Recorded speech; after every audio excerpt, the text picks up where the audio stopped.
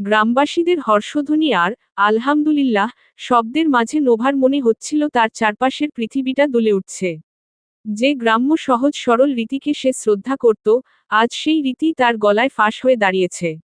বিয়ে পড়ানো শেষে কাজী সাহেব বিদায় নিলেন, আর গ্রামবাসীরা যেন এক মহান দায়িত্ব পালন শেষ করে তৃপ্তির হাসি হাসল। একজন বয়স্ক এগিয়ে এসে নোভার মাথায় হাত রেখে বলল, এখন তো আর পর নও তোমরা, স্বামী স্ত্রী। রাত্রি কাটানোর ব্যবস্থা আমরা করে দিচ্ছি, আমাদের সাথে চলো। কাল সকালে ড্রাইভার মেকানিক নিয়ে এলে তোমরা চলে যেও। গ্রামবাসীরা একটা মাটির ঘরে থাকতে দিল ওদের। এরপর সবাই বেরিয়ে গেল। জানলা দিয়ে আসা চাঁদের আলো আর একটা টিমটিম হারিকেনের আলোয় ঘরটা কেমন রহস্যময় হয়ে উঠল। গ্রামবাসীরা বাইরে গিয়ে দরজা টেনে দিল, যদিও শিকল তুলল না। ঘরের ভেতর এখন শুধু আরভ আর নোভা। নোভা খাটের এক কোণে এখনো পাথরের মতো বসে আছে। চোখের জল শুকিয়ে গালটা খসখসে হয়ে গেছে তার। অল্প শোকে কাতর, অধিক শোকে পাথর হয়ে গেছে। চোখের পানিও শুকিয়ে গেছে। নোভার বিশ্বাস হচ্ছে না সে এখন অন্য কারো অধীনে। তার ভাগ্য অন্য কারো সাথে যুক্ত হয়েছে। তার মনে হচ্ছে সে কোনো দুঃস্বপ্ন দেখছে। নোভার হাত পা কাঁপছে।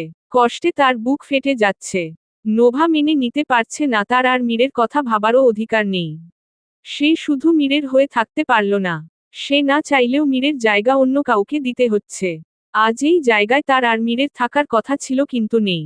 সে তো চায়নি অন্য কারো নামে কবুল বলতে, সে চেয়েছিল মীরের নামে কবুল বলতে। কি থেকে কি হয়ে গেল? নোভার মাথা কাজ করছে না। তার নিঃশ্বাস বন্ধ হয়ে আসছে। আরব এতক্ষণ বুকে হাত গুজে দাঁড়িয়ে তীক্ষ্ণ দৃষ্টিতে নোভাকে পরখ করছিল। আরব জানে নোভা এইসব মেনে নিতে পারছে না। কিন্তু আরবের এতে কিছু যায় আসে না।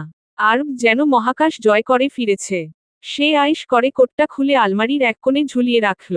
নোভার দিকে তাকিয়ে বাক হাসল যা নোভার দৃষ্টিতে পড়ল না। বিবিজান, এভাবে বসে থাকলে তো চলবে না। রাত অনেক হয়েছে, চলো ঘুমিয়ে পড়ি। আরব অত্যন্ত স্বাভাবিক গলায় বলল। যেন কিছুই হয়নি। নোভা নিজের কষ্ট নিয়ে আছে এখন আরভের এরকম কথা শুনে নোভার তপ্ত রক্ত মাথায় চড়ে গেল। কষ্টের পরিবর্তে নেমে এলো একরাশ রাগ। সে এক ঝটকায় উঠে দাঁড়িয়ে বলল, বিবিজান, কাকে বলছো বিবিজান? আর ঘুমাবে মানে? এই ঘরে তুমি আর আমি একসাথে থাকবো ভেবেছ? আরব নোভার কথায় পাত্তা না দিয়ে ভ্রু নাচিয়ে খাটের দিকে এগিয়ে এসে বলল, কেন থাকবে না? গ্রামের লোকগুলো তো বাইরেই আছে। আর এখন তো আমরা হাজবেন্ড ওয়াইফ। নোভা রাগে ফেটে পড়ে বলল, স্বামী স্ত্রী আমার মাথা। এই বিয়ে আমি মানি না। 3 বছরের ছোট ছেলেকে বিয়ে করতে হয়েছে ভাবতেই আমার গা গুলিয়ে উঠছে। পরিস্থিতির চাপে কবুল বলেছি বলে ভেবো না আমি তোমার বউ হয়ে গেছি। আমি বর্ষণকে ভালোবাসি। মীরের নামটা নিতে গিয়েও নোভা নিল না। মীরের কথা মনে পড়লেই তার বুক ফেটে কান্না আসে। আরব বিছানায় বসতে বসতে উদাসীনভাবে বলল, ভালোবাসো ভালো কথা, ওটা তোমার ব্যক্তিগত সমস্যা। কিন্তু এখন আমার ঘুম পাচ্ছে। আর এই ঘরে খাট একটাই। So, be a good girl and share the bed. It will be better for you. Nova এগিয়ে এসে আরভের হাত ধরে টান দিয়ে খাট থেকে নামানোর চেষ্টা করে রেগে চিৎকার করে বলল, অসম্ভব। আমি তোমার সাথে এক বিছানায় ঘুমাবো না। তুমি নিচে ঘুমাও। এই ধুলোবালির মেঝেতে তুমি শোবে। আরব বাঁকা হেসে সজোরে নোভাকে নিজের দিকে টেনে আনল। নোভা টাল সামলাতে না পেরে আরভের কোলের ওপর পড়ে গেল। এতে নোভার রাগ আরও মাথা ঝাড়া দিয়ে উঠল। আরব নোভার কানের কাছে ফিসফিস করে বলল, ম্যাডাম, ভুলে যাবেন না আমি আপনার থেকে 3 বছরের ছোট হতে পারি, কিন্তু শক্তিতে নয়। আর এই ধুলোবালিতে ঘুমানোর পাত্র আমি নই, ম্যাডাম। আপনি চাইলে আমার ওপর শুতে পারেন, আই ডোন্ট মাইন্ড। আরভের লাগামহীন কথা শুনে রাগে দাঁতে দাঁত চেপে নোভা ছিটকে সরে এসে একটা বালিশ তুলে আরভকে মারতে শুরু করল। মারতে মারতে বলল, বেয়াদব, লম্পট, সুযোগ সন্ধানী। নোভা তার জমানো সবটুকু ক্ষোভ আর হতাশা উজাড় করে আরভকে আঘাত করছে আর আরভ হাসিমুখে সেই আঘাতগুলো সামলে নিচ্ছে। কখনো সে বালিশ দিয়ে নোভাকে আটকানোর চেষ্টা করছে, আবার কখনো ইচ্ছে করেই হার মেনে নিয়ে নোভাকে আরও খেপিয়ে তুলছে। খানিকক্ষণ পর দুজনেরই দম ফুরিয়ে এলো। তীব্র মানসিক চাপ আর শারীরিক ধস্তাধস্তিতে নোভার শরীর আর সায় দিচ্ছে না। মারতে মারতে নোভার হাত অবশ হয়ে এলো। সে বিছানার একপাশে ধপ করে বসে পড়ল। তার লম্বা চুলগুলো অবিন্যস্ত হয়ে মুখে এসে পড়েছে, কপালে বিন্দু বিন্দু ঘাম। কিন্তু আরব এখনো স্বাভাবিক। যেন তার কিছুই হয়নি। আরব বালিশের মার খেয়েও একটুও দমে গেল না। এই তুলার তৈরি বালিশের আঘাত তার বলিষ্ঠ শরীরকে কিছুই করতে পারল না। তার মুখে লেগে থাকা কুটিল হাসিটা আরো চওড়া হলো। সে সহসা এক হাত বাড়িয়ে নোভার হাত থেকে বালিশটা কেড়ে নিয়ে দূরে ছুঁড়ে ফেলে দিল। নোভা হাঁপাচ্ছে, রাগে তার সারা শরীর কাঁপছে। ঠিক সেই মুহূর্তে আরব নোভার খুব কাছে এগিয়ে এলো। আরভকে কাছে আসতে দেখে নোভা পিছিয়ে যেতে চাইল, কিন্তু আরব দ্রুত নোভার কোমরে হাত দিয়ে তাকে নিজের দিকে টেনে নিল। আরভের স্পর্শে আবারও নোভা কেঁপে উঠল। কিন্তু এবার তার মাথা রাগে জ্বলতে লাগল। সে আরভের সাহস দেখে রীতিমতো অবাক হচ্ছে। রাগে চোয়াল শক্ত হয়ে আসে নোভার। এই ছেলের সাহস দিন দিন বেড়েই চলেছে, আর এখন তো লাইসেন্স পেয়ে গেছে তাকে ছোঁয়ার। রাগে নোভার হাত মুষ্টিবদ্ধ হয়ে এলো। আরব অত্যন্ত শান্ত কিন্তু গভীর গলায় বলল, এত বিরহ কিসের তোমার? কচি একটা হাজবেন্ড পেয়েছো জীবনে, আর কি চাও? নোভা আরভের বুকে ধাক্কা দিয়ে নিজেকে ছাড়ানোর চেষ্টা করতে করতে রাগে চিৎকার করে বলল, হাজবেন্ড? আমার জীবনটা ধ্বংস হয়ে গেছে তোমাকে বিয়ে করে। আমি বর্ষণকে কথা দিয়েছিলাম, সেই কথার খেলাপ করতে হয়েছে আমার। জোর করে আমার ওপর এই সম্পর্ক চাপিয়ে দিল সবাই। আরব নোভাকে না ছেড়ে এবার নোভার কানের খুব কাছে মুখ নিয়ে ফিসফিস করে বলল, জোর কোথায় দেখলে বেবি? কাজী সাহেবের সামনে। কবুল তো তুমি নিজের মুখেই বলেছ। আমি কিন্তু কিছু করিনি। তাছাড়া আজকে তো আমাদের বাসর রাত, বেবি। এই রাতেও আমার সাথে ঝগড়া করবে? This is not fair. বাসর রাত শব্দটা শুনে নোভার রাগে গাড়ি করে উঠল। নোভা নিজেকে আর সামলাতে না পেরে রাগে আরভের গালে চড় মারার জন্য হাত তুলল, কিন্তু আরব মাঝপথেই তার কবজি চেপে ধরল। তার চোখ এখন আর শান্ত নয়, সেখানে এক অদ্ভুত বেপরোয়া ভাব ফুটে উঠেছে। আরব বাঁকা হেসে বলল, চর মারবে? মারো, কিন্তু মনে রেখো, এখন তুমি যে বাড়িতেই যাও না কেন, তোমার নামের সাথে আমার নামটা জুড়ে গেছে। তুমি বর্ষণের কথা ভাবো বামিরের, আই ডোন্ট কেয়ার। দিন শেষে এই ঘরে আমার সাথেই তোমাকে রাত কাটাতে হবে। তুমি আইনিভাবে আর ইসলামিকভাবে দুটোতেই আমার। তুমি চাইলেও আর কিছু করতে পারবে না। মারতে পারো আমাকে, কিন্তু সেটা স্ত্রীর অধিকার নিয়ে। আরভের কথা শুনে নোভার টনক নড়ল। সে কি করে এত বড় ভুল করতে পারে? এত দেরি করে ফেলল সব বুঝতে। নোভা ঝটকা মেরে আরভের থেকে নিজেকে ছাড়িয়ে অবাক হয়ে বলল, 1 minute, if not wrong you did all this. Am I right? Arav ঠোঁট হেলিয়ে হেসে বলল, ইয়েস মাই ডিয়ার স্মল বিবি। You are so intelligent. That's why I want you, baby. It was my plan. আমি জানতাম এই গ্রামের লোকেরা কেমন। ব্যাস, এটাই কাজে লাগিয়েছি। আমার প্ল্যান মতো গাড়ি এসে এখানেই নষ্ট হলো, এরপর এই বাড়িতে আশ্রয় নিলাম। আর গ্রামবাসীকে এদিকে আনাও আমারই প্ল্যান ছিল। প্রতিটা পরিস্থিতি আমি তৈরি করেছি। সহজ সরল গ্রামবাসী বুঝতেই পারল না। আর আমাকে সাহায্য করেছে ড্রাইভার। গাড়ি নষ্ট থেকে গ্রামবাসীকে ডেকে আনা সব ওই করেছে। ব্যাস, এইটুকুই। আর এখন তুমি আমার। নোভা মাথায় হাত দিয়ে বসে পড়ল। সে এতটা বোকা কিভাবে হলো? আগে তার মাথায় এটা আসলো না কেন? আরব যে এটা করবে নোভা কল্পনাও করতে পারেনি। নোভাকে স্তব্ধ হয়ে বসে থাকতে দেখে আরব হাই তুলতে তুলতে বলল, এত ভেবে নিজের মাথায় চাপ নিও না। বিয়ে তো হয়েই গিয়েছে, এখন চাইলেও কিছু করতে পারবে না। আর তালাক চাইলে সেটা আমাকেই দিতে হবে, আর এটা আমি কখনোই করব না। So be ready, smally. সারা জীবন আমার সাথে থাকার জন্য। বাসর করতে তো আর তুমি দিবে না। টাচ করলেই তো ছাদ করে উঠো। এই জন্য আজ আমাকে বাসর ছাড়া থাকতে হচ্ছে। Now I need to sleep, so good night. Nova অগ্নি দৃষ্টিতে তাকিয়ে বলল, তোমার মতো বাচ্চার সাথে আমি বাসর করব? আরব চোখ টিপ মেরে বলল, এই বাচ্চার মধ্যে প্রাপ্তবয়স্কদের থেকেও বেশি এনার্জি আছে, baby. You can check me. I hope you will be satisfied after checking my energy. আমি মিথ্যা বলছি না। নোভা রাগে দাঁতে দাঁত চেপে বলল, শাট আপ, বেয়াদব। তুমি একটা নীচ মনের মানুষ আরব। তুমি ভাবছো এভাবে আমাকে পেয়ে যাবে? কখনো না। শরীর হয়তো এই ঘরে বন্দি রাখতে পারবে, কিন্তু আমার ঘৃণা থেকে তুমি কোনোদিন মুক্তি পাবে না। আরব একটা দীর্ঘশ্বাস ফেলে বিছানায় গা এলিয়ে দিল, যেন নোভার কথায় তার কিছুই যায় আসে না। সে বলল, ঘৃণা আর ভালোবাসা তো একই মুদ্রার এপিঠ ওপিঠ, বেবি। আজ ঘৃণা করছো, কাল হয়তো আদর করবে। যাই হোক, তুমি দাঁড়িয়ে থাকতে পারো, আমি কিন্তু ঘুমাচ্ছি।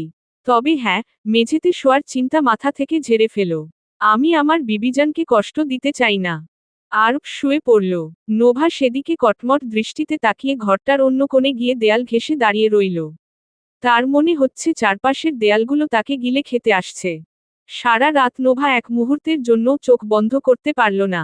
একদিকে মীরের কথা ভেবে বুক ফেটে যাচ্ছিল, অন্যদিকে পাশের মানুষটার নিশ্চিন্তে ঘুমানোর ভঙ্গি তাকে আরো বেশি ক্ষিপ্ত করে তুলছে।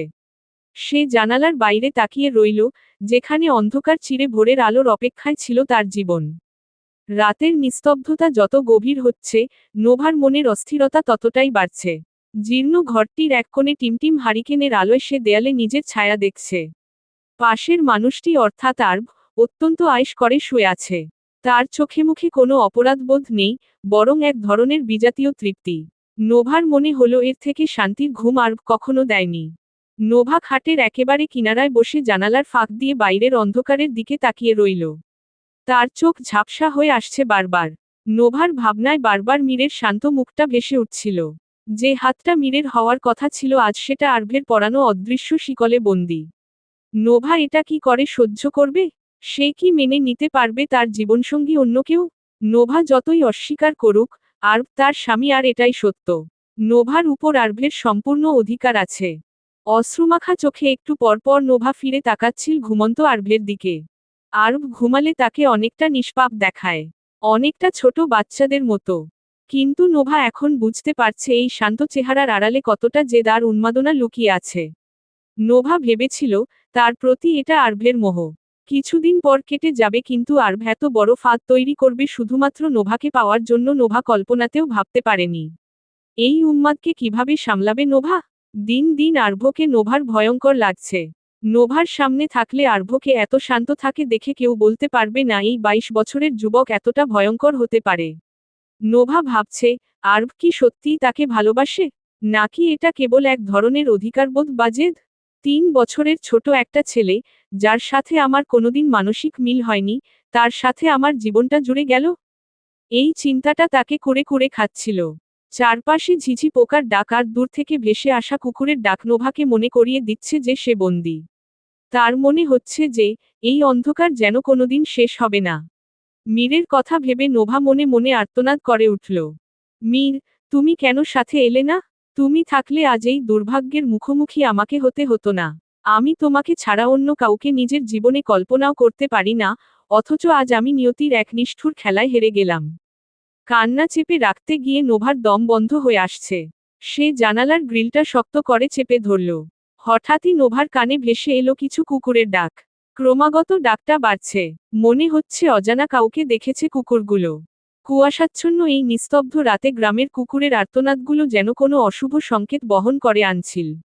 জানালার গ্রিল আঁকড়ে ধরে থাকা নোভার প্রতিটি স্নায়ু এখনো সজাগ।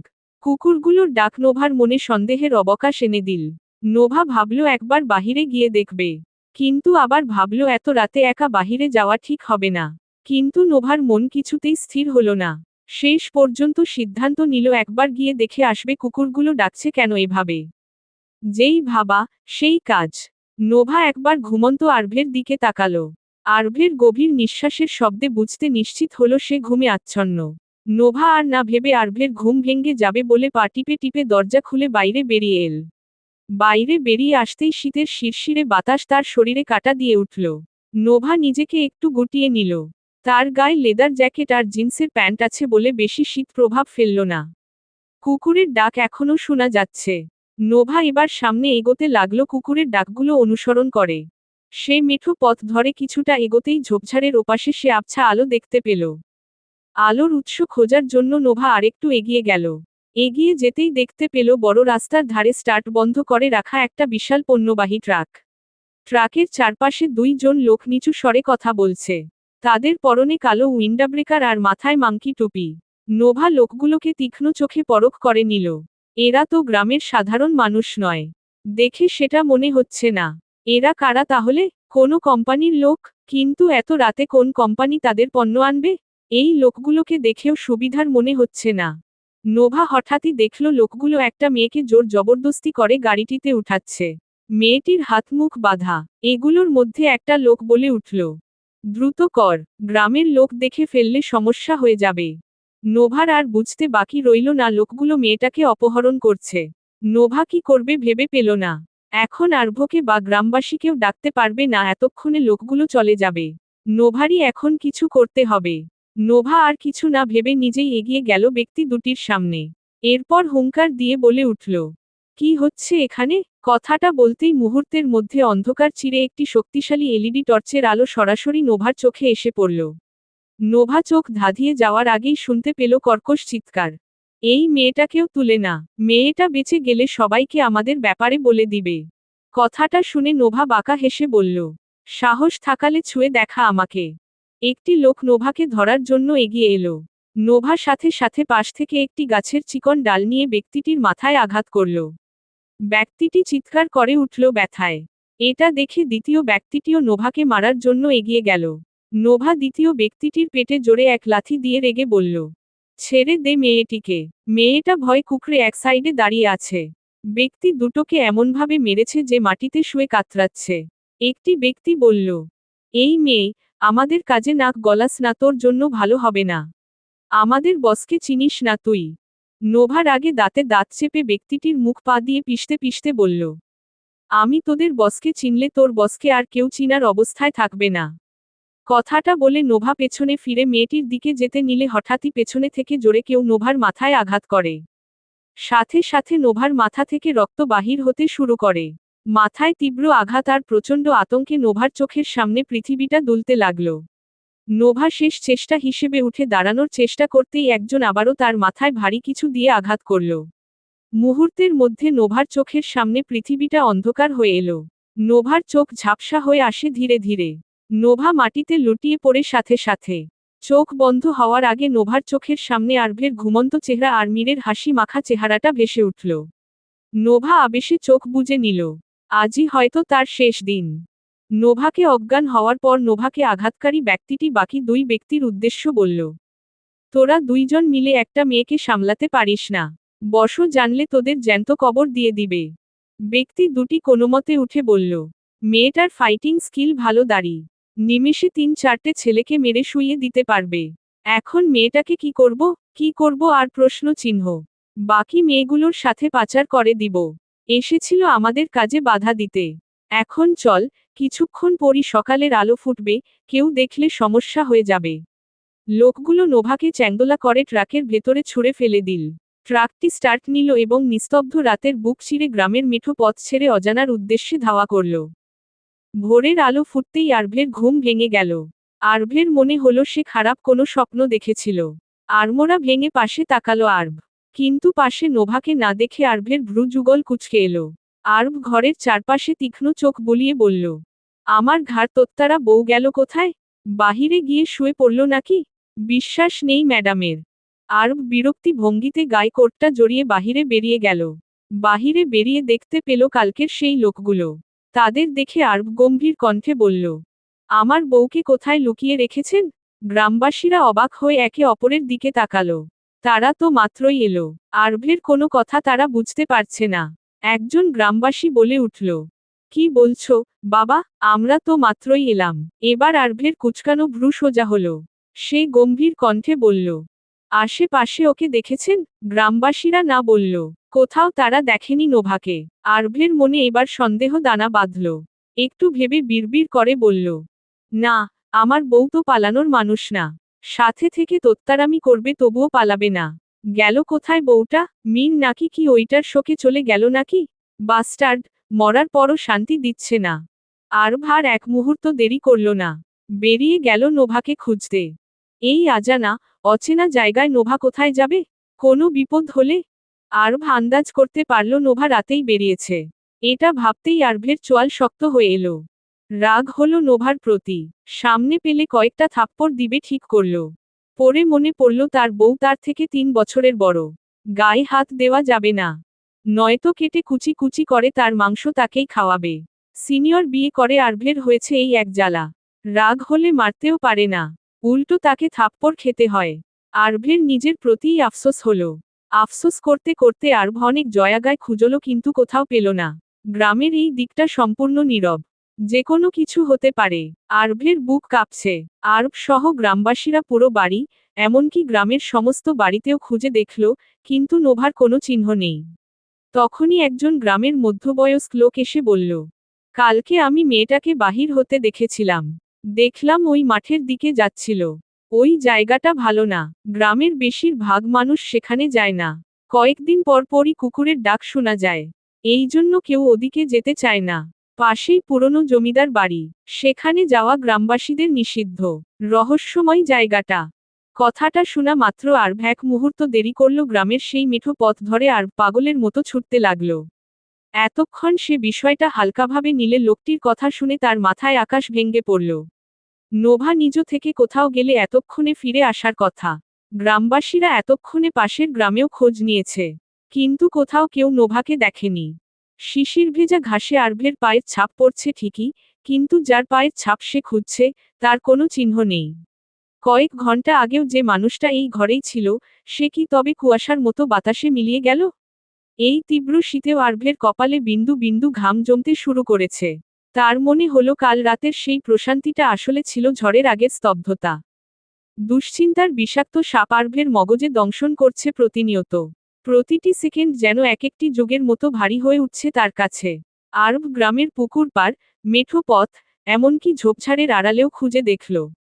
শূন্য রাস্তাটার দিকে তাকিয়ে তার মনে হলো, এই বিশাল পৃথিবীটা যেন তাকে একা ফেলে রেখে নোভাকে গিলে ফেলেছে। নিজের ওপর এক চরম বিতৃষ্ণা জন্মালো আরভের। রাগ হলো তার, কেন সে এত গভীর ঘুমে আচ্ছন্ন ছিল? কেন একবারও টের পেল না কখন নোভা বিছানা ছেড়ে উঠে গেছে? তার অবিন্যস্ত চুল, রক্তবর্ণ চোখ আর হাঁপাতে থাকা বুক জানান দিচ্ছে আরভ আর স্বাভাবিক নেই। তার সমস্ত অস্তিত্ব এখন কেবল একটা প্রশ্নেই থমকে আছে, নোভা কোথায়? গ্রামবাসীদের নানান কথায় আরভের মনেও এবার ভয় জেঁকে বসেছে। তার এখন সত্য মিথ্যা যাচাই করার সময় নেই। তার শুধু নোভাকে চাই, আর সেটা যে কোনো মূল্যে চাই। সকালের এই শীতল বাতাসেও আরভের শরীর উত্তপ্ত হয়ে উঠছে এক অজানা আশঙ্কায়। নোভাকে ছাড়া এই পৃথিবীটা তার কাছে হঠাৎ করেই এক বিজন মরুভূমি হয়ে উঠেছে। সে বুঝতে পারছে, নোভাকে হারানো মানে তার জীবনের সবটুকু আলো নিভে যাওয়া। নোভার কিছু হয়েছে ভাবতেই আরভের বুক ফাঁকা হয়ে এলো। আরভের বুকের ভেতরটা শুধু ফাঁকাই হলো না, মনে হলো কেউ যেন জীবন্ত হৃৎপিণ্ডটা ছিঁড়ে উপড়ে নিয়েছে। সূর্যের যে আলোটুকু কিছুক্ষণ আগে জানালায় উকি দিচ্ছিল, তা এখন আরভের চোখে তপ্ত শালাকার মতো বিঁধছে। আরভের নিজেকে পাগলপ্রায় মনে হচ্ছে। আরভ পাগলের মতো গ্রামের এক প্রান্ত থেকে আরেক প্রান্ত ছুটতে লাগলো। হন্তদন্ত হয়ে ছুটছে আর চিৎকার করছে, নোভা, নোভা। বারবার নোভার নাম ধরে আরভের আর্তনাদ বাতাসের গায়ে ধাক্কা খেয়ে ফিরে আসছে। তার কণ্ঠনালী চিরে যাওয়া কান্নায় চারপাশের নিস্তব্ধতা খানখান হয়ে যাচ্ছে। ছুটতে ছুটতে আরভ একবার পুকুর পাড়ে আছাড় খেল। কাদা আর ঘাসে তার কাপড় মাখামাখি হয়ে গেল, কিন্তু সেদিকে তার ভ্রুক্ষেপ নেই। যেই ছেলের গায়ে সামান্য পানি পড়লেও শার্ট চেঞ্জ করে সেই ছেলে কাদায় মাখামাখি হয়েও থামল না। কনকনে শীতের সকালেও তার শরীর থেকে ভাপ বেরোচ্ছে। কপালে জমে থাকা ঘামগুলো চোখের নোনা জলের সাথে মিশে একাকার হয়ে যাচ্ছে। তার মনে হচ্ছে, রাস্তার ধারের প্রতিটি গাছ, প্রতিটি ঝোপ তার দিকে তাকিয়ে উপহাস করছে। আরভের মন বলছে বাতাসের প্রতিটি কণা নোভার অস্তিত্বের ঘ্রাণ বহন করছে, অথচ নোভা নেই। প্রায় ২-৩ ঘন্টা ধরে খুঁজেও নোভাকে পেল না। সে প্রতিটি বাড়ির দরজায় করাঘাত করতে চাইল, প্রতিটি মানুষকে থামিয়ে জিজ্ঞাসা করতে চাইল, কিন্তু তার বাকশক্তি যেন লোপ পেয়েছে। তার মগজে ভেতর দুশ্চিন্তার বিষাক্ত সাপগুলো এখন কেবল দংশন করছে না, বরং তার সমস্ত চেতনাকে অবশ করে দিচ্ছে। সে বিড়বিড় করতে লাগল, স্মলি, তুমি রসিকতা করছো তাই না? কোথাও লুকিয়ে আছো? প্লিজ বের হয়ে এসো। আমি আর পারছি না। তোমাকে আর এক মুহূর্ত না দেখে আমি পারছি না। I can't. আরভের সকল শক্তি ফুরিয়ে এসেছে। মানসিক আর শারীরিক দুটোই একসাথে চেপে ধরেছে। আরভ আর না পেরে হঠাৎ এক বিস্তীর্ণ ফাঁকা মাঠের মাঝখানে এসে দাঁড়ালো আরভ। চারদিকে কুয়াশা মাখা দিগন্ত, কোথাও কেউ নেই। তার পায়ের শক্তি মুহূর্তে উবে গেছে। এতক্ষণের রুদ্ধশ্বাস দৌড় আর নোভাকে হারানোর অসহ্য যন্ত্রণায় তার পৃথিবীটা দুলতে শুরু করল। আরভ আর পারল না। তার টলমল পা আর বলিষ্ঠ বান শরীরের ভার সইতে পারল না। সে ধপাস করে শিশির ভেজা মাটির ওপর হাঁটু গেড়ে বসে পড়ল। দুই হাতে নিজের চুল মুঠো করে ধরে মাথাটা নিচের দিকে নুইয়ে দিল আরভ। নিজের অসহায়ত্ব কমাতে খামচে ধরল চুলগুলো। তার বুক চিরে বেরিয়ে এল এক পৈশাচিক আর্তনাদ। আরভের আর্তনাদ সকালের নিস্তব্ধ আকাশকে ফালাফালা করে দিল। গগন কাঁপানো চিৎকার করে উঠল আরভ। আরভের চিৎকারে কোনো ভাষা নেই, আছে কেবল এক আদিম হাহাকার। আরভের চোখ বেয়ে পানি পড়তে শুরু করল। তার মাথা কাজ করছে না। এমন কোনো জায়গা নেই সে নোভাকে খুঁজেনি। গ্রামের প্রতিটা কোণা খুঁজেছে। আরব অসহায় হয়ে পড়ল। আরবের চোখ দুটো লাল বর্ণ ধারণ করেছে। কপালের শিরাগুলো ফুলে আছে। পা কাদা দিয়ে মাখামাখি। শার্ট এলোমেলো। চুলগুলো ঘামে ভিজে কপালে লেপ্টে আছে। আরব আর পারছে না। সারাক্ষণ দাপট দেখিয়ে বেড়ানো ছেলেটাও আজ পাগলের মতো কাঁদছে।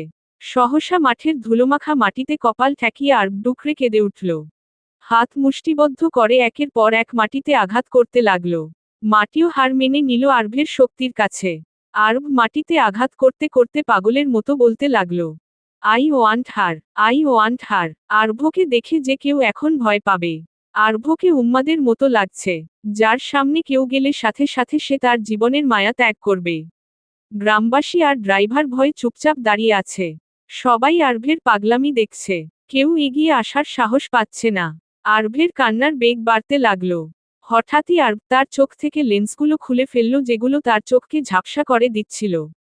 বেরিয়ে এলো ধূসর রঙের চোখ, যা এখন পানি ভর্তি। আরব হঠাৎ দেখল একটু দূরে একটা জিনিস চকচক করছে। সূর্যের আলো সেটার উপর এসে পড়া, এটাতে আলোর ঝলকানি দেখা যাচ্ছে।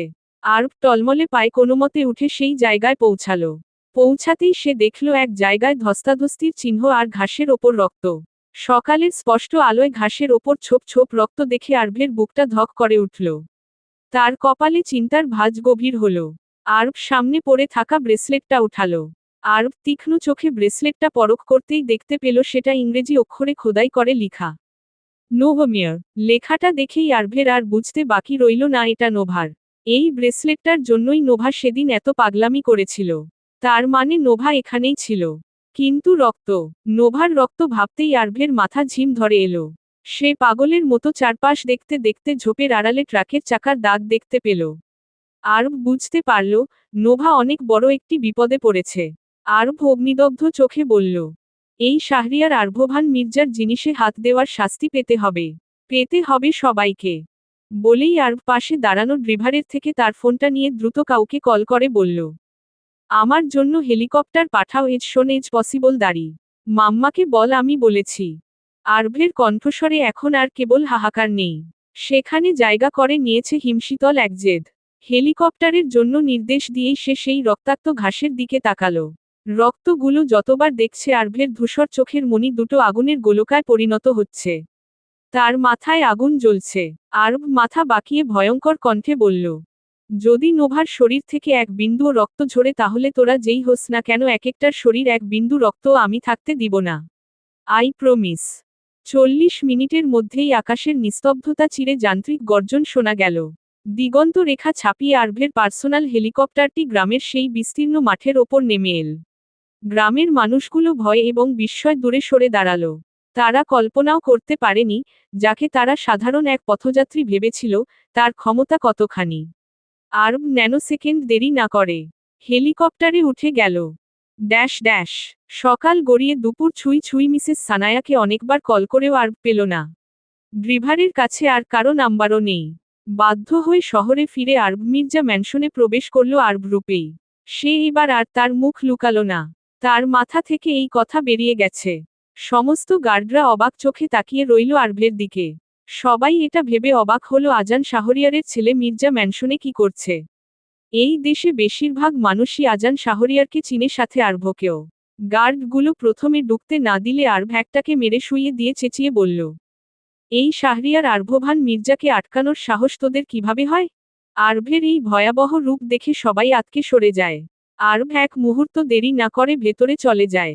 কিন্তু ভেতরে গিয়ে জানতে পারে মিসেস সানায় বাসায় নেই। তিনি মিটিং এ আছেন। রাগে আরভের মাথা ফেটে যাওয়ার মতো অবস্থা হয়ে যায়। তার কাছে এখন এক একটা মুহূর্ত গুরুত্বপূর্ণ। আরব আর ব্যক্তিগত প্রচেষ্টায় সীমাবদ্ধ থাকতে চাইল না। সে নোভাকে নিয়ে 1%ও চান্স নিতে পারবে না। নোভাকে যত তাড়াতাড়ি সম্ভব তার নিজের চোখের সামনে চাই। এবার সে রাষ্ট্রীয় শক্তি ব্যবহার করবে। তার ধমনীতে সানায় মির্জার রক্ত বইছে। তার মা এ দেশের প্রভাবশালী আইনমন্ত্রী। তাই সবকিছু খুব সহজেই হয়ে যাবে। আরব এক মুহূর্ত দেরি না করে একজন গার্ডের ফোন থেকে তার মার পার্সোনাল অ্যাসিস্ট্যান্টের কাছে কল লাগল। পার্সোনাল অ্যাসিস্ট্যান্ট মিসেস সানায়াকে মিটিংয়ের মাঝেই ফোনটা ধরিয়ে দিল।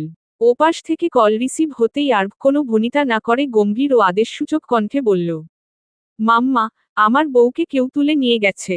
আমার এখনই পুরো কুমিল্লা জেলাসহ এর আশেপাশের জেলার ফোর্স চাই।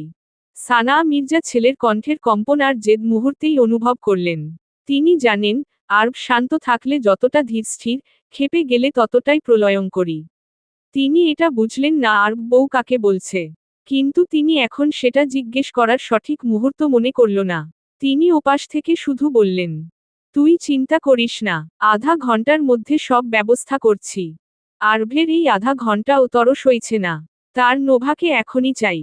কিন্তু চাইলেই সব সম্ভব নয়। মিসেস মিনিট 10-এর মধ্যেই কুমিল্লা জেলার প্রতিটি চেকপোস্ট রেড অ্যালার্ট জারি করা হলো। আইনমন্ত্রীর নির্দেশে র্যাব, পুলিশ এবং গোয়েন্দা সংস্থাগুলো সক্রিয় হয়ে উঠল। আকাশপথে 3টি সামরিক হেলিকপ্টার পাঠানো হলো উপর থেকে নজরদারি করার জন্য। পুরো জেলা ঘেরাও করে ফেলা হলো। প্রতিটি ট্রাক, প্রতিটি সন্দেহভাজন গাড়ি তল্লাশি শুরু হলো। আরবের নির্দেশে দেশের সমস্ত মোবাইল নেটওয়ার্ক টাওয়ারের ডেটা বিশ্লেষণ করা শুরু হলো। ওই নির্দিষ্ট সময়ে ওই এলাকায় কোন কোন সিম কার্ড অ্যাক্টিভ ছিল, তা খুঁজে বের করতে আইটি সেল ঝাঁপিয়ে পড়ল। কিছুক্ষণের মধ্যেই জানা গেল, ওই গ্রাম থেকে রাতে যেই ট্রাকটা শহরে প্রবেশ করেছে সেটার লোকেশন ট্র্যাক করা হয়েছে গাড়িটির নাম্বার প্লেটের মাধ্যমে। গাড়িটির মালিক, যে নামের কেউ, যে একজন বিজনেসম্যান। আরব সবকিছু জেনে আর এক মুহূর্ত অপেক্ষা করল না। সেখানে যাওয়ার প্রস্তুতি নিল। আরব তার নিজস্ব হেলিকপ্টারে উঠল। সে হেলিকপ্টারের দরজায় দাঁড়িয়ে নিচে দেখছে। সে দেখল শহরের পথগুলোতে সাইরেন বাজিয়ে পুলিশের গাড়ি ঢুকছে। সে বিড়বিড় করে বলল, যে তুই জানিস না তুই কার সাম্রাজ্যে ঢুকে পড়েছিস? তুই নোভাকে স্পর্শ করেছিস, তার মানে তুই মৃত্যুকে দাওয়াত দিয়েছিস। আজ আইন বা আদালত নয়, আজ শুধু ধ্বংস হবে। উদ্ধৃতি চিহ্ন। আরবের চোয়াল শক্ত হয়ে এল। নোভাকে এক ফোঁটা রক্ত ঝরানোর বদলে সে জেজের পুরো অস্তিত্ব ধুলোয় মিশিয়ে দেবে। আজ শাহরিয়ার আরভোভান মির্জা কোনো দেশের জনগণ নয়, কারো ছেলে নয়, কারো ভাই নয়। সে শুধু নোভার স্বামী। আর তার স্ত্রীকে তার থেকে দূরে করার ফল সবাই পাবে। পুরো জেলা এখন কাঁপছে তার আরভের ক্রোধে, আর সেই ক্রোধের লক্ষ্য কেবল একজন, সে হলো যে ড্যাশ ড্যাশ। অন্যদিকে আন্ডারস্কোর। নোভার মাথার ভেতরটা ভাঙা কাচের টুকরোর মতো বিঁধছে। চোখ খুলতে চাইছে নোভা, কিন্তু চোখের পাতাগুলো অস্বাভাবিক ভারী মনে হচ্ছে। চারপাশে কেমন একটা স্যাঁতস্যাঁতে গন্ধ পাচ্ছে সে। জং ধরা লোহার গন্ধ, পুরনো তেল আর ভেজা মাটির মিশ্রণে নিঃশ্বাস নিতেই বুকটা কেঁপে উঠল তার। এক ঝাঁকুনি দিয়ে নোভা চোখ মেলে ধরল। ঝাপসা দৃষ্টিতে প্রথমেই তার চোখে পড়ল ছাদের ফাটা টিন, যেখান দিয়ে সূর্যের আলো ঢুকে ধুলোর কণাগুলোকে বাতাসে নাচিয়ে দিচ্ছে। মাথা ঘোরাতে গিয়েই সে বুঝতে পারল সে শুয়ে নেই, আধশোয়া অবস্থায় একটা লোহার চেয়ারের সাথে বাঁধা। হাত পেছনে শক্ত করে বাঁধা, পায়েও মোটা দড়ি। শরীরটা অবশ হয়ে আছে, যেন অনেকক্ষণ অচেতন ছিল। আমি কোথায়? অস্ফুট স্বরে বলে উঠল নোভা। নিজের কণ্ঠস্বরী নিজের কানে অপরিচিত লাগল তার। ধীরে ধীরে চারপাশে চোখ বুলালো নোভা। চারপাশে তাকিয়ে নোভা বুঝল এটা কোনো বসতবাড়ি নয়। বিশাল একটা পুরনো কারখানা। দেয়ালের প্লাস্টার খসে পড়েছে, কোথাও কোথাও লোহার বিম বেরিয়ে আছে। মেঝেতে ছড়িয়ে ছিটিয়ে আছে ভাঙা যন্ত্রাংশ, মরচে ধরা নাট বল্টু। দূরে কোনো একটা ভাঙা জানালা দিয়ে বাতাস ঢুকছে, সাথে আসছে অদ্ভুত শো শো শব্দ। নোভার মাথা ব্যথায় ছিঁড়ে যাচ্ছে। সে গতরাতের সবকিছু মনে করার চেষ্টা করল। মুহূর্তেই গত রাতের টুকরো টুকরো স্মৃতি মাথায় আছড়ে পড়ল তার। আরব। অজান্তেই নোভার মুখ থেকে ফিসফিস করে বেরিয়ে এল নামটা। তার বুকের ভেতরটা মোচড় দিয়ে উঠল। আরব এখন কোথায়? সে কি এখন নোভাকে খুঁজছে? নাকি না, নোভাকে এখন এইসব চিন্তা করলে চলবে না, তাকে এখান থেকে বাহির হওয়ার কথা ভাবতে হবে। নোভা নিজেকে ছাড়ানোর চেষ্টা করল কিন্তু ব্যর্থ হল। কোনোভাবেই সে দড়ি খুলতে পারল না। হঠাৎই লোহার দরজাটা খোলার শব্দ হল। নোভার শরীর টান টান হয়ে গেল শব্দটা শুনে। ধীর পায়ের শব্দ এগিয়ে আসছে। ধীর পায়ের শব্দটা যত কাছে আসছে, নোভার বুকের ভেতর তত জোরে ধকধক করতে লাগল। প্রতিটা পদক্ষেপ যেন কারখানার ভাঙা মেঝেতে আলাদা করে প্রতিধ্বনি তুলছে। শব্দ থেমে গেল নোভার ঠিক সামনে এসে। লোহার দরজার ফাঁক দিয়ে ঢুকে পড়া আলোয় একটা লম্বা ছায়া পড়ল নোভার মুখের ওপর। তারপর ধীরে ধীরে আলোয় ভেসে উঠল যুবকটি। পরিপাটি কালো কোট, চকচকে জুতো, ঠোঁটে বাঁকা এক ধরনের হাসি ফুটে আছে। যে হাসিতে সৌজন্য নেই, আছে কেবল আত্মতৃপ্তি আর ঔদ্ধত্য। চোখ দুটো ঠান্ডা। যুবকটি নোভার সামনে এসে দাঁড়ালো। হাত দুটো পকেটে ঢুকিয়ে মাথা একটু কাত করে তাকালো নোভার দিকে। তারপর বাঁকা হাসিটা আরো গভীর করে ধীর স্বরে বলল, hi miss Nova Nawan Mir. 1 second থামল, তারপর ঠোঁট বাঁকিয়ে যোগ করল, উপোস, সরি, অনলি নোভা, কারণ আপনার তো কোনো পদবিই নেই। যুবকটিকে দেখে এতক্ষণ নোভার রাগ হচ্ছিল, কিন্তু যুবকটির মুখে নিজের আসল নাম শুনে নোভার চোখ বড় হয়ে গেল। বুকের ভেতরটা কেঁপে উঠল হঠাৎ। এই যুবক জানল কিভাবে এটা? কে এই যুবক? কিন্তু নোভা সেটা সামনের ব্যক্তিটিকে বুঝতে দিল না। নোভা ভয়কে গিলে নিয়ে গলা শক্ত করে বলল, কে আপনি? যুবকটি হালকা করে হেসে বলল, আমি কে? সে সামনে ঝুঁকে নোভার মুখের একদম কাছে এসে দাঁড়িয়ে বলল, যাকে তুমি এতদিন ধরে খুঁজে আসছো। বাট সরি, আমাকে যেহেতু খুঁজে পেয়েছো এখন তোমাকে কেউ খুঁজে পাবে না। নোভা হঠাৎ বলে উঠল, যে উচ্চস্বরে হেসে উঠল। এরপর চেয়ারের 2 হাতলে হাত রেখে ভয়ঙ্কর চাহনি নিক্ষেপ করে বলল, ইয়েস, নোভা, যে তোমাকে এতদিন খুঁজেছে আর যাকে তুমি এতদিন খুঁজেছ। আমরা দুজন একই নৌকার মাঝি, শুধু এতদিন উল্টো দিকে নৌকা চালাচ্ছিলাম। বাট আজ আমাদের দেখা হয়েই গেল, ফাইনালি। নোভাও হাসল জেজের কথায়। এরপর বাঁকা হেসে বলল, nice to meet you, mister J. তবে আপনি হয়তো ভুলে গেছেন নৌকাতে মাঝি একজনই থাকে। উদ্ধৃতি চিহ্ন। নোভার কথা শুনে জেজের হাসিমুখটা মুহূর্তেই পাথরের মতো শক্ত হয়ে গেল। নোভার এই পরিস্থিতিতেও দমে না যাওয়াটা সে আশা করেনি। সে সোজা হয়ে দাঁড়িয়ে পকেট থেকে একটা ধারালো ছুরি বের করে সেটা নোভার সামনে ঘুরাতে ঘুরাতে বলল, ভয় পাচ্ছ? উদ্ধৃতি চিহ্ন। নোভা বাঁকা হেসে বলল, নো। উদ্ধৃতি চিহ্ন। নোভার নির্ভীক নো শব্দটা শুনে মুহূর্তের জন্য বাতাস থমকে গেল। ছুরির ধারালো ফলাটা আলোতে ঝিলমিল করছে, কিন্তু নোভার চোখে এক ফোঁটা কাঁপুনি নেই। বরং সেই চোখে আছে আগুনে পুড়ে শক্ত হয়ে যাওয়া এক অদ্ভুত দৃঢ়তা। নোভাকে ভয় পেতে না দেখে যে ধীরে ধীরে হেসে উঠল। সেই হাসিতে আনন্দ নেই, আছে আহত অহংকার। যে শক্ত চোখে নোভার দিকে তাকিয়ে বলল, ইন্টারেস্টিং, ভেরি ইন্টারেস্টিং। এই অবস্থাতেও ভয় নেই? জানো, বেশিরভাগ মানুষ এখানে এসে প্রথম 10 মিনিটেই কাঁদতে শুরু করে। নোভা ঠোঁট বাঁকিয়ে বলল, তাহলে আমি বেশিরভাগ মানুষের দলে পড়ি না। নোভার কথায় যে কুটিল হেসে ছুরিটা ঘোরাতে ঘোরাতে নোভার চারপাশে হাঁটতে লাগল। তার জুতোর শব্দ পুরনো কারখানার ফাঁকা ভেতরে প্রতিধ্বনির মতো ঘুরে বেড়াচ্ছে। এরপর যে আফসোসের স্বরে বলল, জানো, নোভা, এই শ্বাসটার কারণেই 5 বছর আগে তোমার মীর মরেছিল। সরি, মরেনি, তাকে মারতে হয়েছিল। মীরের নাম শুনে নোভার বুক কেঁপে উঠে। নোভা চমকে বলল, মীর? যে থমকে দাঁড়ালো। এরপর পেছনে ফিরে সে স্পষ্ট কণ্ঠে বলল, হ্যাঁ। নোভার বুক ধক করে উঠল কথাটা শুনে। মাথার ভেতরে কিছু অস্পষ্ট স্মৃতি নড়েচড়ে বসল তার। জেজের হ্যাঁ শব্দটার সাথে সাথে নোভার বুকের ভেতরটা কেমন করে উঠল। নামটা সে ভুলে যায়নি কখনো। ভুলে যাওয়ার প্রশ্নই ওঠে না। বরং এত বছর ধরে ওই নামটাই ছিল তার নিঃশ্বাসের ভেতর গেঁথে থাকা কাঁটার মতো। নোভা ধীরে মাথা তুলল। চোখে এখন আর শুধু দৃঢ়তা নেই, আছে এক চাপা বিস্ময় আর পুরনো ক্ষতের ধুলো ঝাড়া ব্যথা। তুমি কি বলতে চাইছ? নোভা শান্ত গলায় বলল। সে তার ভেতরের দুর্বলতা যে দেখাতে চাইল না। নোভার শান্ত কণ্ঠ শুনে যে ঠোঁটের কোণে ঠান্ডা হাসি টেনে নিল। সে ছুরিটা নামিয়ে পাশের টেবিলে ঠেসে রেখে ধীর কণ্ঠে বলল, মীর মারা গেছে কারণ সে এমন একটা জিনিস জানতে চেয়েছিল, যেটা জানার অধিকার তার ছিল না। কথাটা শুনে নোভার চোখ দুটো মুহূর্তে গাঢ় হয়ে উঠল। সে তৎক্ষণাৎ জিজ্ঞেস করল, কি জিনিস? যে একপাশে ঘুরে দাঁড়ালো। এরপর পুরনো কারখানার দেয়ালে ঝোলানো মরচে ধরা লোহার চেইনের দিকে তাকিয়ে বলল, একটা নাম, একটা সাম্রাজ্য, আর কিছু মুখোশের আড়ালে লুকিয়ে থাকা সত্য। জেজের কথাগুলো শুনে নোভা চেয়ারের হাতলে বাঁধা হাত দুটো শক্ত করে মুঠো করল। রাগে তার দাঁতে দাঁত চেপে এলো। কিন্তু সে নিজেকে শান্ত রাখল। এরপর বলল, কিসের সাম্রাজ্য? কার নাম? প্রশ্ন চিহ্ন। মুখোশের আড়ালে কারা? এখনই সব জানতে চাও? অবশ্য তোমাকে জানালেও সমস্যা নেই, কারণ তুমি এখান থেকে বেঁচে ফিরতে পারবে না, নোভা। তুমি পৃথিবী থেকে চলে গেলে আমাদের রাস্তার কাটা শেষ। নোভা বাঁকা হেসে বলল, তোমরা হয়তো জানতে না সেই কাটায় বিষ লাগানো আছে, ছুলেই নির্ঘাত মৃত্যু। যে অবাক হলো নোভার কথায়। এই মেয়ে দমবার নয়, একে যত দ্রুত সম্ভব শেষ করে দেওয়াই ভালো। এই মেয়ে রহস্যের অনেক কাছাকাছি চলে এসেছে।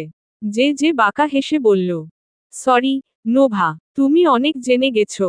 You have to die.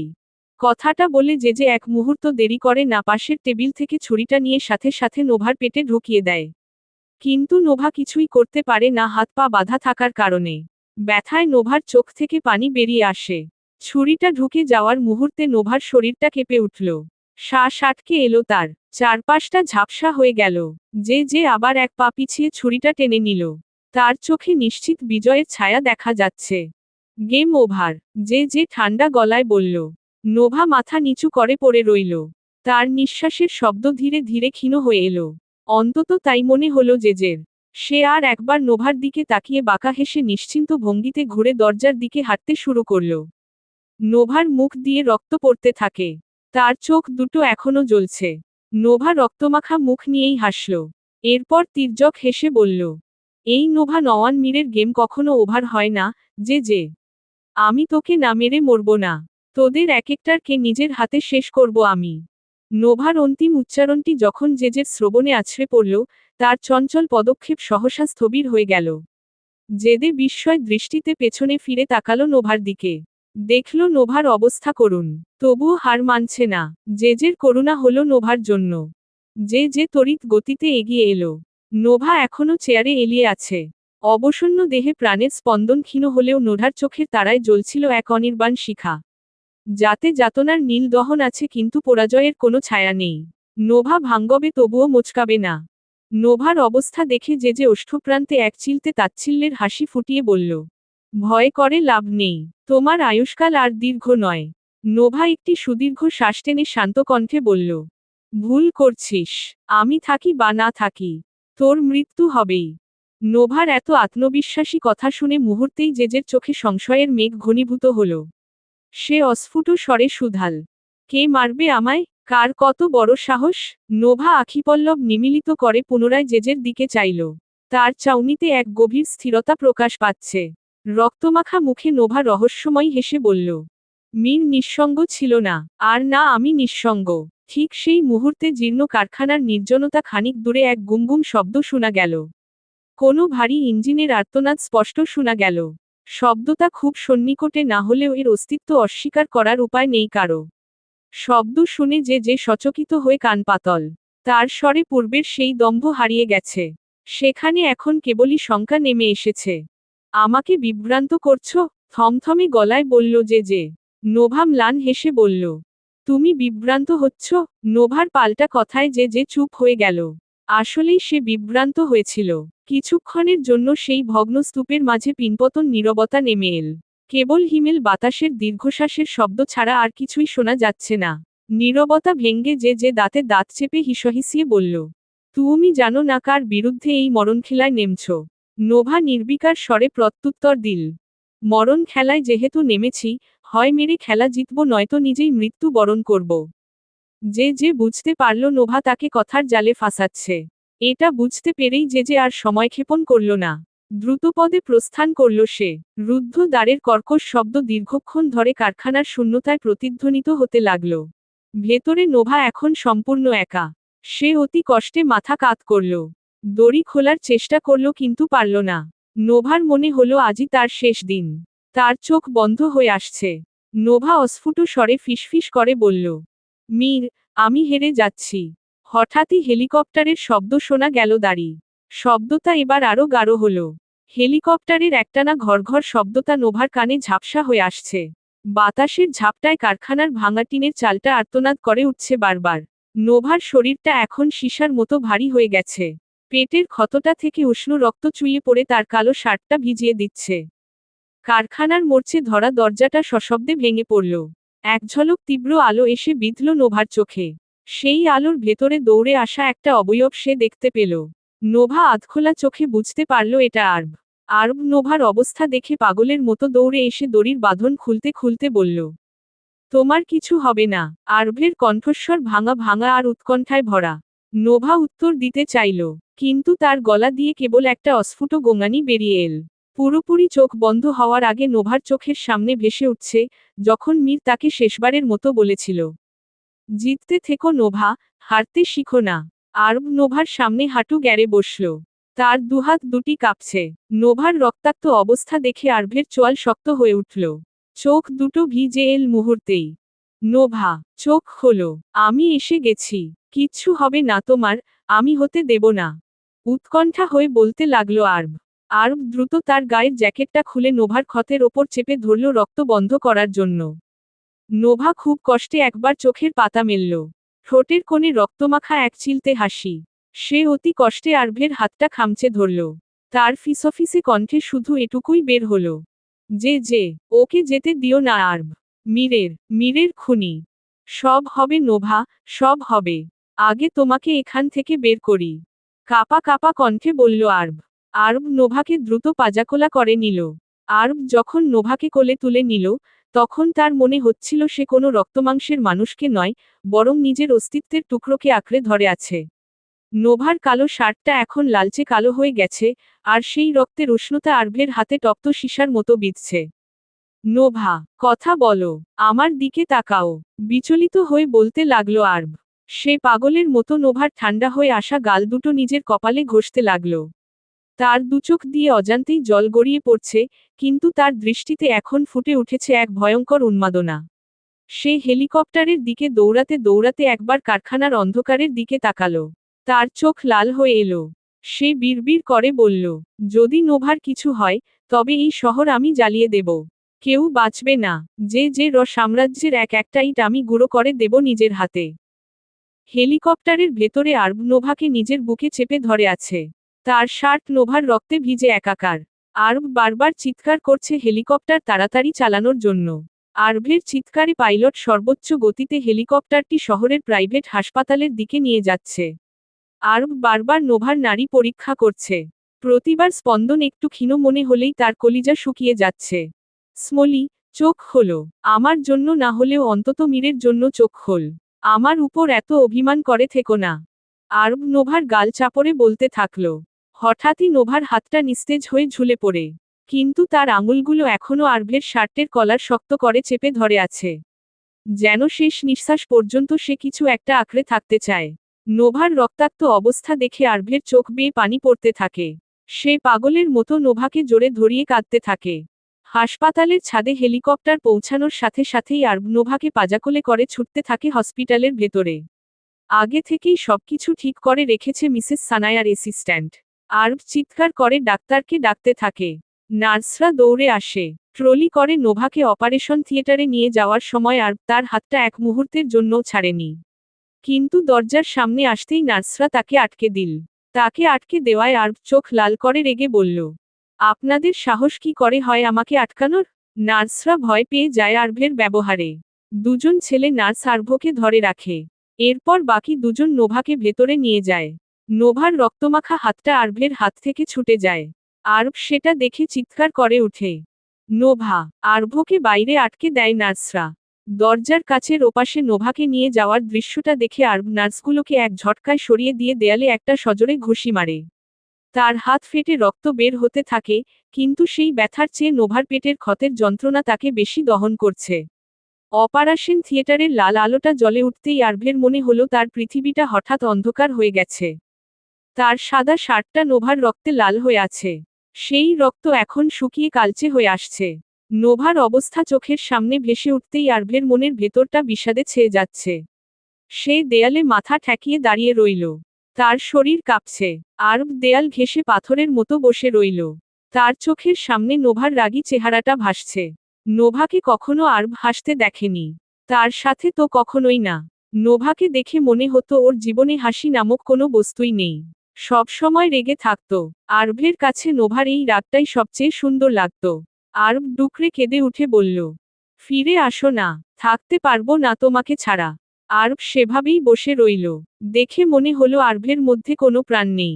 শার্টে রক্তের দাগ, বোতাম খোলা দাড়ি, চুল এলোমেলো, পাথর হয়ে বসে রইল আরব। কিছুক্ষণের মধ্যেই সবাই হন্তদন্ত হয়ে হসপিটালে প্রবেশ করল। মিসেস কলি, মিস্টার আজান, মিস্টার আমির, মিস্টার আয়মান, আরিয়া, বর্ষণ এবং তুরান। মিসেস জমিলার শরীর খারাপ থাকায় তাকে নিয়ে আসতে পারেনি। সবাই মিস্টার সানায়ার অ্যাসিস্ট্যান্ট থেকে জানতে পেরেছে সব। কিন্তু তাদেরকে এটা এখনো জানানো হয়নি আরব মিসেস সানায়ার ছেলে।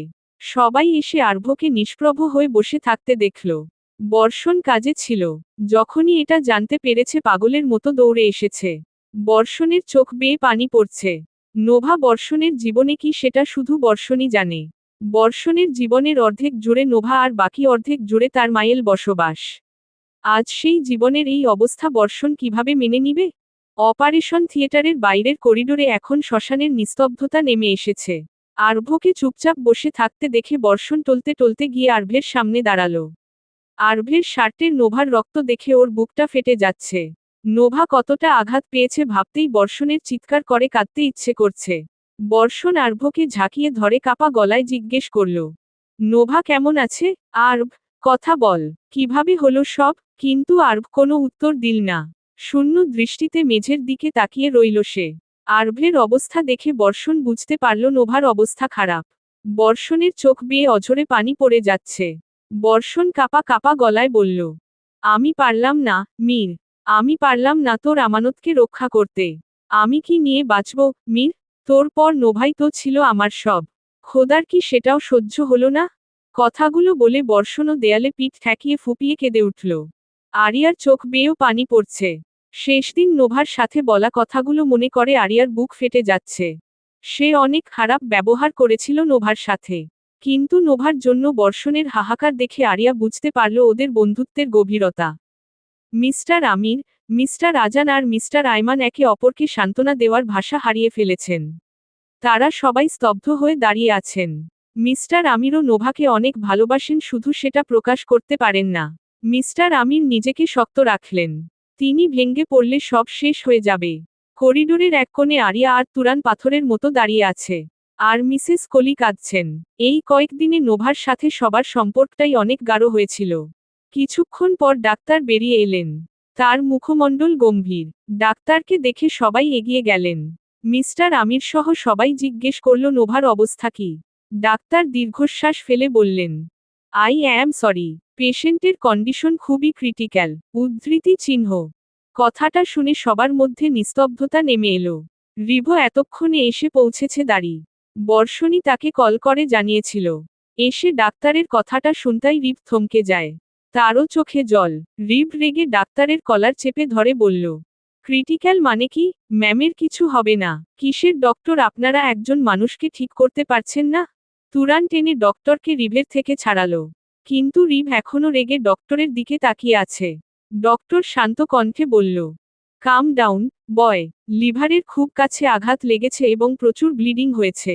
এই মুহূর্তে তার বাঁচার চান্স খুবই কম। আমরা সর্বোচ্চ চেষ্টা করছি, বাকিটা অলৌকিক কিছু ছাড়া সম্ভব নয়। ডাক্তারের শেষ কথাগুলো আরভের কানে টপ্ত সীসার মতো বিঁধল।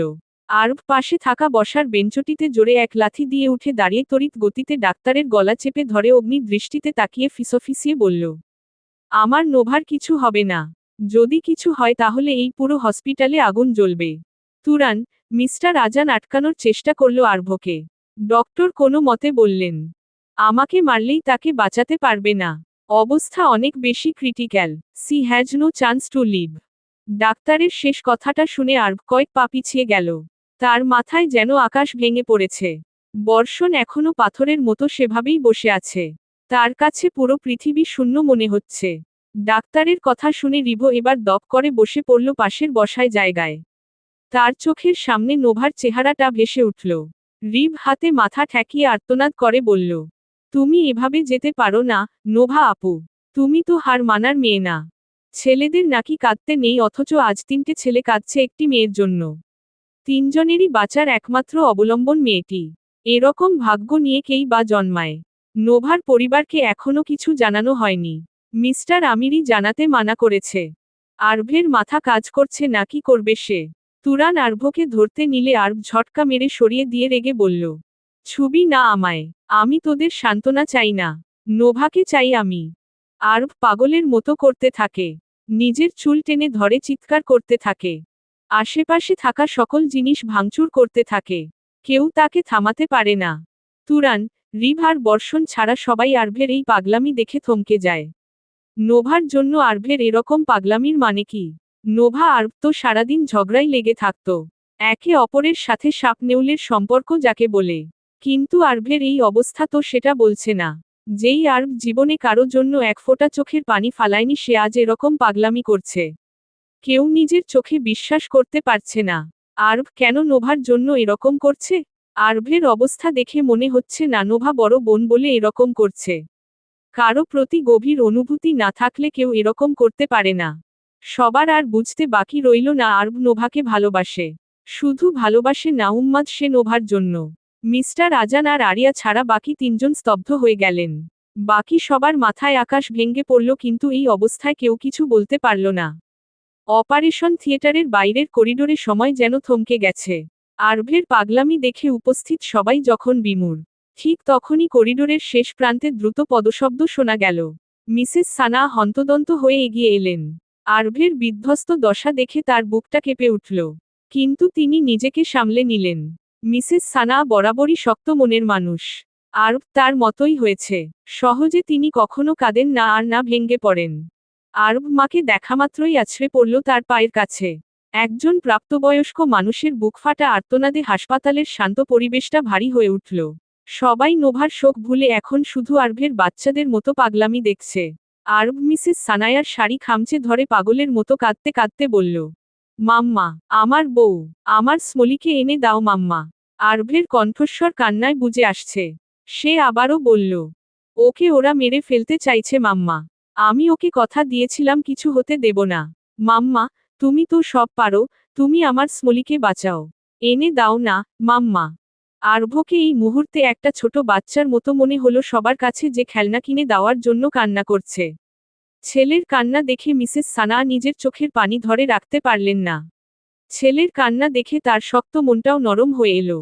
তিনি হাঁটু গেড়ে বসে আরভকে জড়িয়ে ধরলেন। আরব এখনো প্রলাপ বকছে, ও খুব জেদি মাম্মা, ও আমার কথা শুনছে না। ও মীরের কাছে চলে যেতে চাইছে। তুমি ওকে বলো না আমি ওকে ছাড়া থাকতে পারবো না। আমার স্মলিকে ফিরিয়ে দাও মাম্মা, প্লিজ। আরভের কণ্ঠনালীর ভেতর থেকে বেরিয়ে আসা এই আর্তনাদ পুরো হাসপাতালের করিডোরকে কাঁপিয়ে তুলল। আরব মিসেস সানায়ার পা জড়িয়ে ধরে মেঝেতে আছড়ে পড়ল। তার চোখের জল গড়িয়ে মিসেস সানায়ার শাড়ি ভিজিয়ে দিচ্ছে। কিন্তু আরভের সেদিকে কোনো খেয়াল নেই। তার অবয়বে ফুটে উঠেছে এক সীমাহীন হাহাকার। আরব চিৎকার করে বলতে লাগল, কেন এমন হলো মাম্মা? ও তো সব সময় আমাকে দূরে ঠেলে দিত, তাহলে আজ কেন আমাকে এভাবে একা ফেলে যাওয়ার প্রস্তুতি নিচ্ছে? ওর শরীরের রক্ত আমার হাতে লেগে আছে মাম্মা, এই রক্ত যে কোনোভাবেই ধুয়ে ফেলা যাচ্ছে না। মনে হচ্ছে আমার অস্তিত্বটাই ওর রক্তে রঞ্জিত হয়ে গেছে। মিসেস সানা পাথর হয়ে দাঁড়িয়ে রইলেন। তিনি জানতেন আরব জেদি, কিন্তু তার ছেলে যে একটি মেয়ের জন্য এভাবে জীবন্ত লাশে পরিণত হবে তা তিনি কল্পনাও করতে পারেননি। আরব আবারও দেওয়ালের দিকে ফিরে নিজের মাথা ঠুকতে শুরু করল। আরিয়া আর তুরান তাকে আটকাতে এলে সে ঝটকা মেরে তাদের সরিয়ে দিয়ে বলল, খবরদার, কেউ আমাকে ছোবে না। আরব পাগলের মতো হাসতে হাসতে আবার কাঁদতে কাঁদতে বলল, তোরা তো জানিস না, ও আমার কে। নোভা আমার বেঁচে থাকার একমাত্র কারণ। তোরা দেখছিস অপারেশন থিয়েটারের লাল আলো আর আমি দেখছি আমার কবর।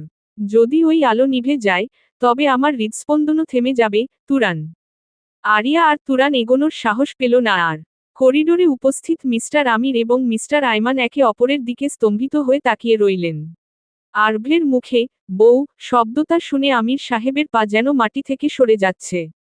তিনি কাপা গলায় বললেন, বউ, নোভা আর আরব, এটা কিভাবে সম্ভব? কিন্তু আরব এখন কারো প্রশ্নের উত্তর দেওয়ার অবস্থায় নেই। সে আবারও অপারেশন থিয়েটারের দরজার দিকে মুখ করে বসে পড়ল। তার দুই হাত রক্তে ভেজা, চুলগুলো কপালে এসে পড়েছে। সে বিড়বিড় করে বলতে লাগল, স্মলি, তুমি কি মীরের কাছে যাবে বলে এত তাড়াহুড়ো করছো? আমি কি তোমার জন্য যথেষ্ট না? ওই মীরের মধ্যে কি এমন ছিল, যে তুমি ওর জন্য এত পাগল? আমার রাগ, আমার জেদ সবই তো তোমাকে ঘিরে। তুমি যদি ফিরে না আসো, আমি এই পুরো শহর ধ্বংস করে দেব। সবকিছু ধ্বংস করে দিব আমি। আরভের এই ভয়ঙ্কর উন্মাদনা দেখে মিসেস কলি ডুকরে কেঁদে উঠলেন।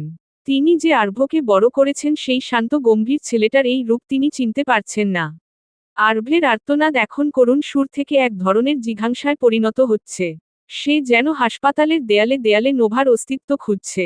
বর্ষণ টলমলে পায়ে উঠে দাঁড়ালো। আরভের এই অবস্থা সে দেখতে পারছে না। বর্ষণ ধীরে ধীরে আরভের সামনে হাঁটু গেড়ে বসে তার কাঁধ শক্ত করে ধরে বলল, আরভ, নিজেকে সামলা। নোভা লড়ছে। আমরা যদি এভাবে ভেঙে পড়িস, তবে ও শক্তি পাবে কোত্থেকে? আরব বর্ষণের দিকে তাকালে বর্ষণ শিউরে উঠল। আরভের চোখ টকটকে লাল। আরভের চোখে কোনো আবেগ নেই। আছে শুধু এক অদ্ভুত শূন্যতা আর প্রতিশোধের নেশা। আরব ফিসফিস করে বলল, ও যদি না ফেরে বর্ষণ, তবে যারা ওর গায়ে হাত দিয়েছে তাদের আমি নিজ হাতে কবর দেব। কিন্তু তার আগে আমি নিজেকে শেষ করব, কারণ ওর বিচ্ছেদ সহ্য করার ক্ষমতা এই শাহরিয়ার আরভভান মির্জার নেই। বাতাসে শোকের কালো মেঘ ঘনীভূত হল। আরব চুপ করে মেঝেতে বসে নোভার নাম জপ করতে লাগল, যা শুনতে আর্তনাদের চেয়েও বেশি ভয়াবহ লাগছিল সবার কাছে। সবাই শুধু এটাই ভাবছে, এই কোন আরভকে দেখছে? একজন সুস্থ স্বাভাবিক মানুষ এরকম কি করে হয়? সবাই যেন আজ একের পর এক ঝটকা খাচ্ছে। আরভের মুখে মিসেস সানায়াকে, মা, আর নোভাকে, বউ, সম্বোধন শুনে সবাই হতবাক হচ্ছে বারবার। মিসেস কলি কাপা কাপা গলায় বলে উঠলেন, তোর মা তো আমি। আরব, উনি কিভাবে? তিনি আর কিছু বলতে পারলেন না। তার গলা ধরে আসছে। নিজের ছেলেকে অন্য কাউকে মা বলে তার বুকে এভাবে কাঁদতে দেখে কোন মায়ের না বুক কাঁপে। কিন্তু মিস্টার আইমান আর মিস্টার আজান স্থির। তারা যেন আগে থেকেই এটা জানত। একদিন না একদিন হয়তো এই সত্যের মুখোমুখি তাদের হতেই হতো। মিস্টার আজানকে স্থির হয়ে দাঁড়িয়ে থাকতে দেখে মিসেস কলি উনাকে ঝাঁকিয়ে বলল, কি গো, বলো না, এটা কিভাবে সম্ভব? তুমি যে কিছু বলছো না। মিস্টার আজান বুঝলেন পরিস্থিতি বিগড়ে যাচ্ছে। তিনি মিসেস কলিকে সামলানোর জন্য উনাকে জোর করে এখান থেকে নিয়ে যেতে বলল, এখন এইসব বলার সময় নয়, কলি। আমার সাথে চলো তুমি। মিসেস কলি যেতে না চাইলেও তাকে জোর করে নিয়ে গেল। মিস্টার আমির মাথায় হাত দিয়ে বসে পড়লেন। নোভার আর আরভের বিয়ে হলো কখন? আরব নোভার থেকে 3 বছরের ছোট। ওদের বিয়ে কিভাবে সম্ভব? মিস্টার আইমান মিস্টার আমিরকে সামলানোর চেষ্টা করলেন। আরভের কোনো দিকেই খেয়াল নেই। মিসেস সানা এগিয়ে গিয়ে আরভের মাথায় হাত বুলিয়ে দিতে দিতে শান্ত করার চেষ্টা করলেন। তোমার ভালোবাসা সত্যি হলে নোভা ঠিক ফিরে আসবে। এরকম পাগলামি করো না। কিন্তু আরভের থামার নামই নেই। সে আর্তনাদ করেই চলেছে। আরিয়া আরভের অবস্থা দেখে মিসেস সানায়ার কাছে এগিয়ে গিয়ে বলল, আন্টি, আরভ এরকম পাগলামি করতে থাকলে ওর সমস্যা হবে। এখন ও শান্ত আছে কিন্তু আর থাকবে না। ওর অবস্থা খারাপ হয়ে যাবে। আমি জানি, আপনি বুঝছেন না আমি কি বলছি। কিন্তু আরভের অতিরিক্ত মানসিক চাপ নেওয়া ভালো না। মিসেস সানা অবাক হয়ে তাকালেন আরিয়ার দিকে। বুঝতে চাইলেন আরিয়া কি বলতে চাইছে। মিস্টার আইমানও বললেন, আরভকে শান্ত করা প্রয়োজন। ওর পক্ষে এত উত্তেজিত হওয়া ঠিক নয়। কিন্তু আরভকে সামলাবে কে? মিসেস সানা বুঝতে পারলেন না কি করবেন। Dash dash. মিসেস সানা আর আরিয়া মুখোমুখি বসে আছে। মিসেস সানায়ার বডিগার্ডরা বাহিরে অপেক্ষারত। তিনিই আসতে না করেছে। আরভের পাগলামি আর সামলাতে না পেরে আরিয়ার কথায় তাকে ইঞ্জেকশন দিয়ে অচেতন করে রাখা হয়েছে। মিসেস সানা শান্ত স্বরে বলল, এবার বল বিস্ময়সূচক চিহ্ন। তুমি এটা করতে বললে কেন? আরিয়া ঠান্ডা কণ্ঠে বলল, অ্যাকচুয়ালি আন্টি, আরভের ছোটবেলাটা একাকিত্বে কেটেছে। যার জন্য ওর মধ্যে মানসিক সমস্যা হয়েছে। ট্রমায় ছিল ও। সব সময় একা ঘরে থাকত, কোনো বন্ধু তৈরি করত না, হাসত না, কাঁদত না, কথাই বলতো না একেবারে। আর এর কারণ ছিল আমার মমো ড্যাডের অসচেতনতা।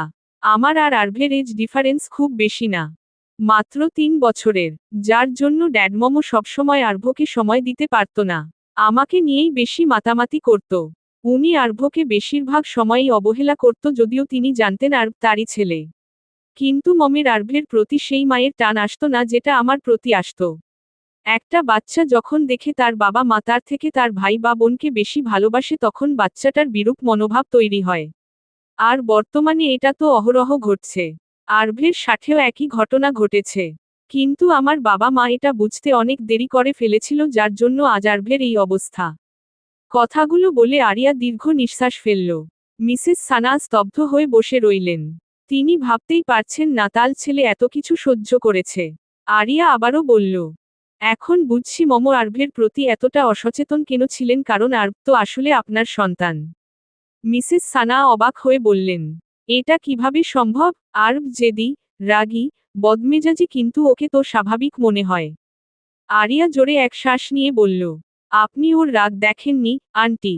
ও কিছু চাইলে সেটা না পাওয়া পর্যন্ত শান্ত হবে না, এর জন্য যদি 100 জনকে খুন করতে হয়, সেটাও করবে। নোভার প্রতি ওর পসেসিভনেস আপনি দেখেননি। কোনো সাধারণ মানুষ এরকম হতে পারে?